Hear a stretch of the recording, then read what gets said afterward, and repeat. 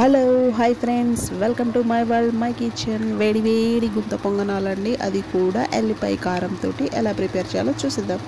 ముందుగా మనం దోశపిండి ఉంటుంది కదా, దాన్ని తీసేసుకున్న తర్వాత ఒక 2-3 ఉల్లిగడ్డలను కట్ చేసి వేసుకోవాలి.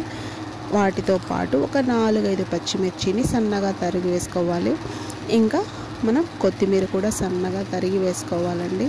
వాటితో పాటు 1 స్పూన్ సాల్ట్, 1 స్పూన్ కారము, అలాగే ఒక 1/2 స్పూన్ పసుపు, ఇంకా ఒక 1/2 స్పూన్ వంట సోడా అండి.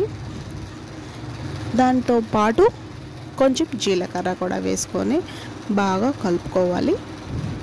వీటన్నిటితో పాటు అలాగే ఫ్రెష్గా కొంచెం కరివేపాకు కూడా వేసి కలుపుకుందాం.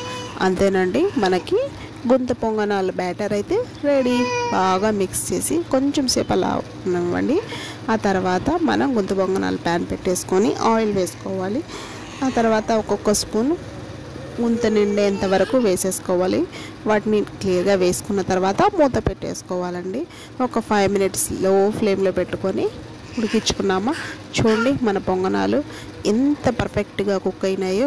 రెండో వైపు ఇలా టర్న్ చేసుకోవాలి. ఒక 1 or 2 మినిట్స్ ఉంచేసి వెంటనే మనం సర్వింగ్ బౌల్లో సర్వ్ చేసుకోవడం. అంతేనండి, చాలా ఈజీగా టేస్టీగా గుంత పొంగనాలు అయితే రెడీ అయిపోయినాయి.